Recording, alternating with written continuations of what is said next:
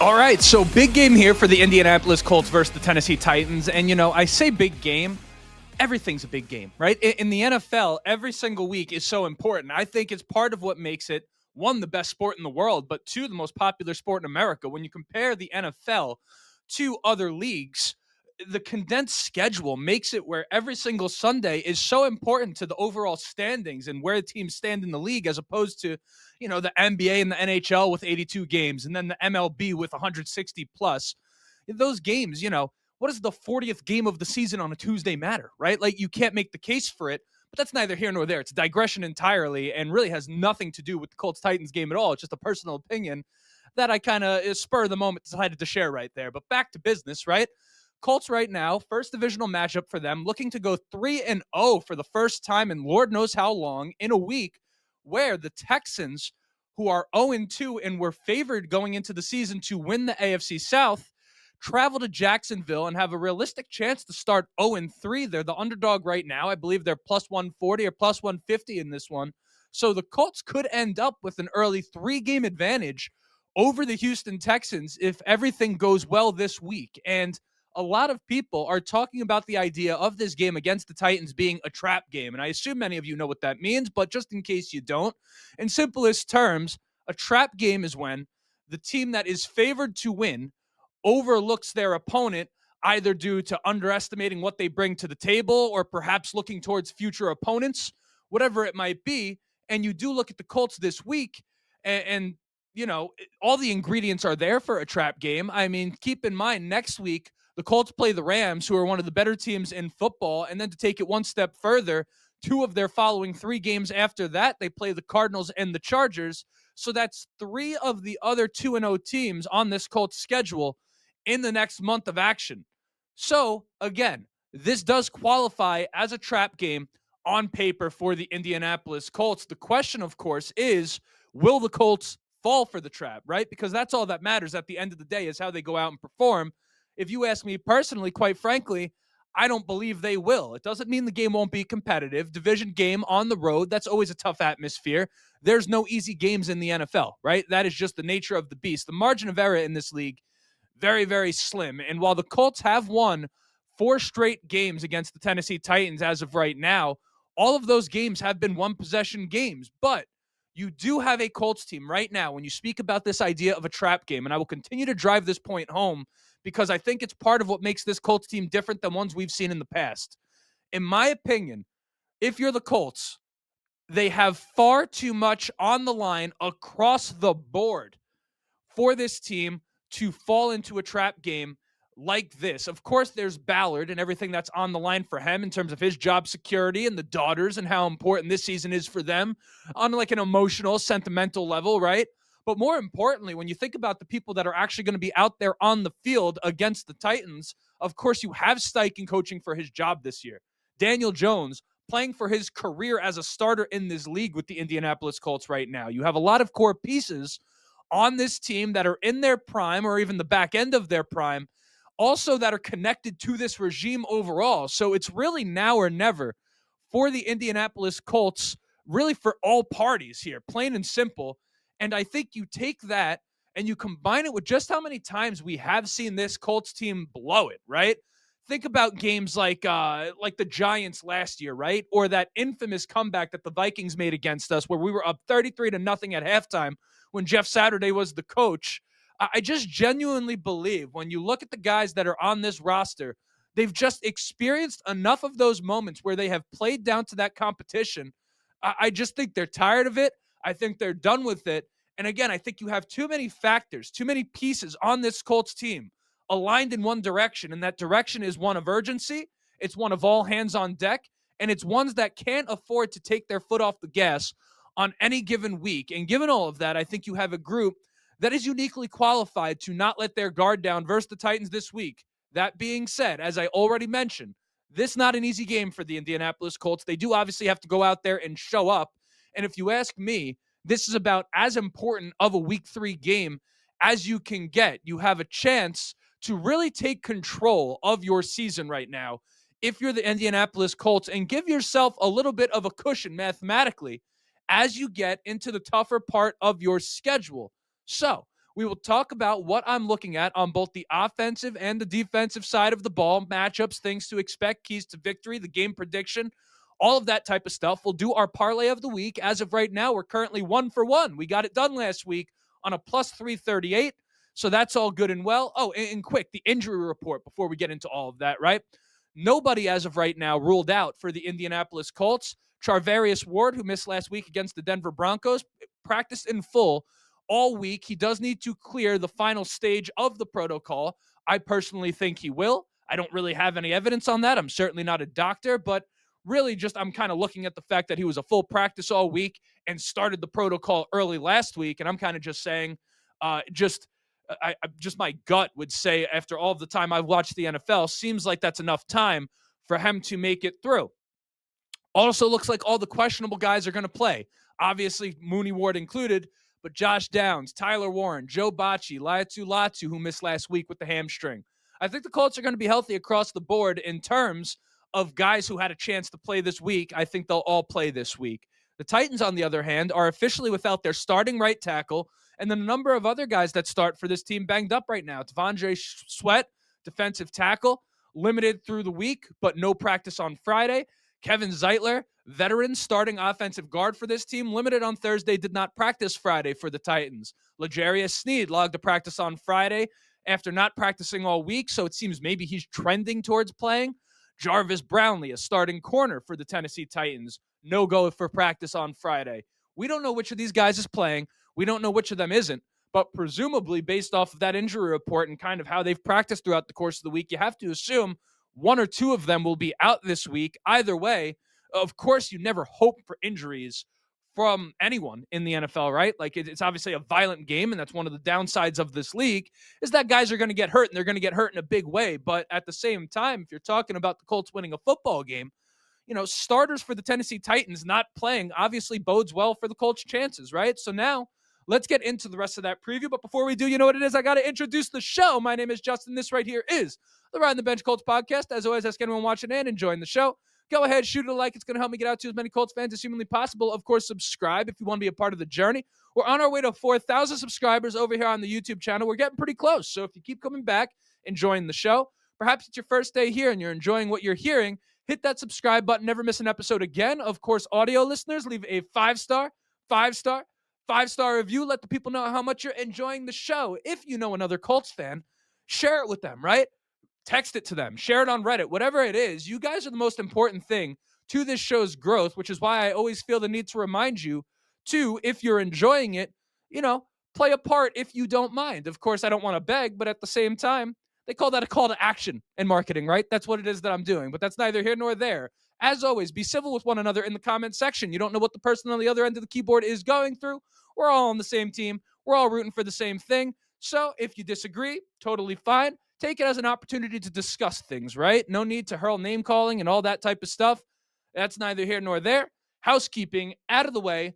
Back to business. Let's start on the offensive side of the ball for the Indianapolis Colts, and a consistent theme, I think, every single week that I'm going to have to touch on, because quite frankly, of course, it plays a factor in every game, is just the fact that there's not many teams that across the board, personnel-wise, match up all that great with the Indianapolis Colts. And then you kind of couple that with what we know Shane Steichen to be as a play caller. You can have questions about him in terms of his game management and his clock management if you want. But if you're talking strictly calling plays and putting his guys in the best position to succeed, there aren't many guys in the league that do that better than Shane Steichen. I think it's been on full display through the first 2 weeks of the season. And you take into account all of the talent the Colts have.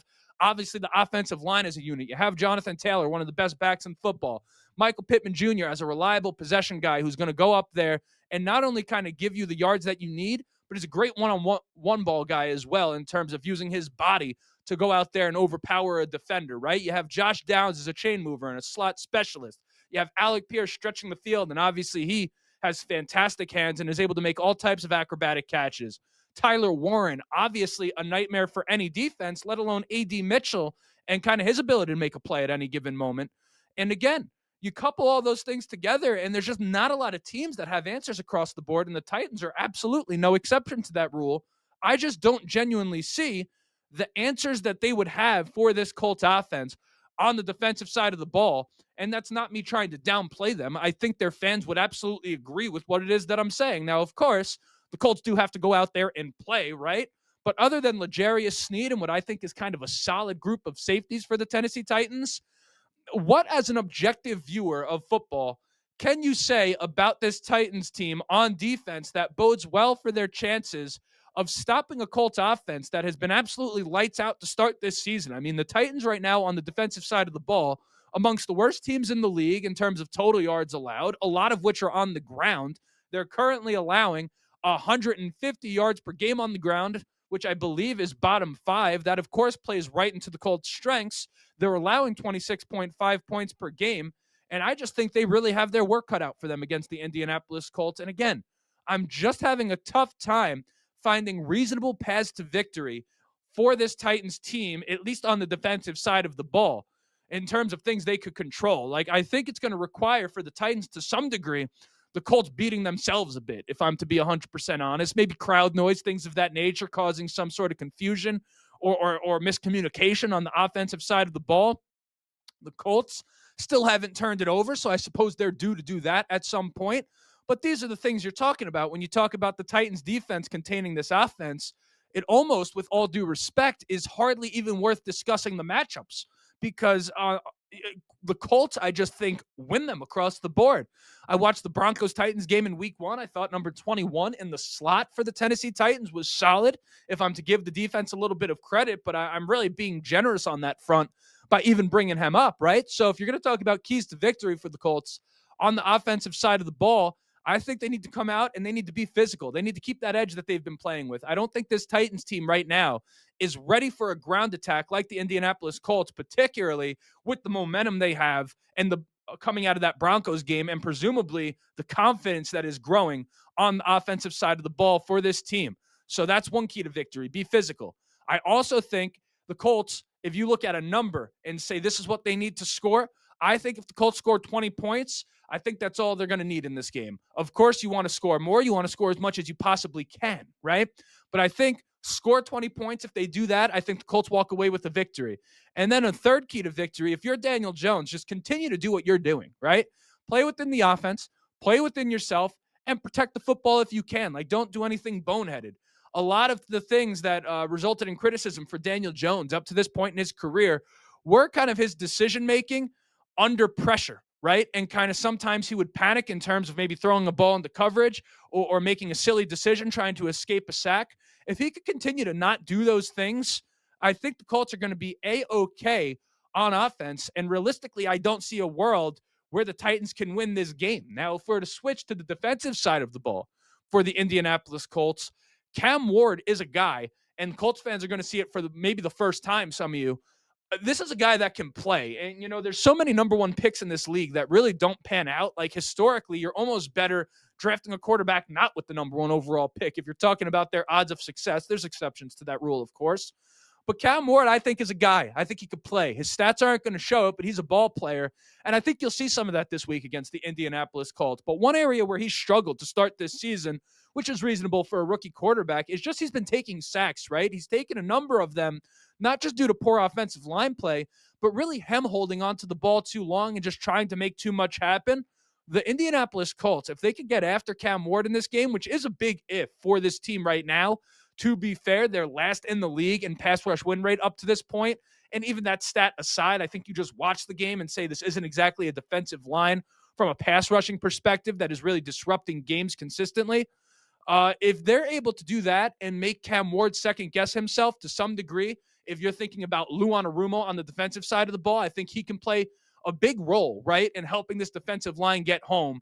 If you're able to kind of mix up the looks and confuse Cam Ward. You know, one of the things that's tough for a rookie quarterback as they try to adjust to the league are just all the different looks that they see. Like, you just don't know what you don't know.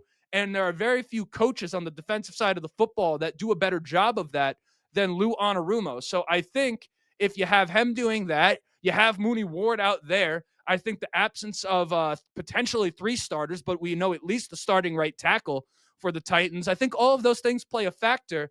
And listen, the offense on the Titans has some players I like. I think Tony Pollard's a dog. I think he's an underrated running back in this league. Calvin Ridley bound to make a play or two for this team at some point. But if Mooney Ward clears the protocol, I just don't see the Titans right now with how their offense has performed up to this point this season.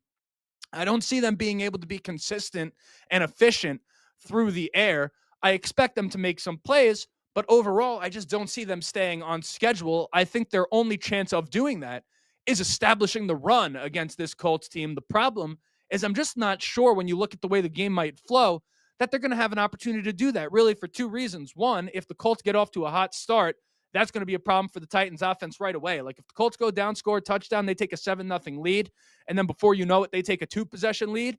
It's really hard as an offense to try to continue to run the football in those circumstances, particularly for a team whose head coach, I believe, calls the plays. If not, he's certainly a big piece of what they do on offense.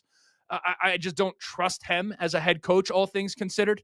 And then two, everyone talks about the idea of, again, establishing the run to set up the pass, but sometimes it's really the opposite, right? Sometimes you need to force the defense to respect the fact that you can beat them through the air with any level of consistency, so they have to worry about that side of things, which again can open things up on the ground because now as a defensive play caller, you do have to take into account the fact that they might go over your head.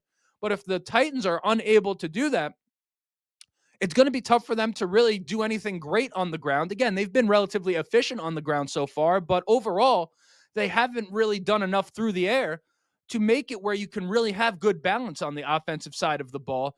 But you never know, right? The Colts' run defense up to this point, I think, has been suspect. So that's going to be potentially play a factor in this game. So keys to victory for the Colts on the defensive side of the ball. I think if you force Cam Ward to hold it, that's one. Force him to come off his first read, right? Two, if you stop the run early. And then three, if you don't give them yardage with penalties and essentially beat yourself on the defensive side of the ball, I think you'll be in good shape. Of course, the Titans have a lot of speed on the outside. Excuse me.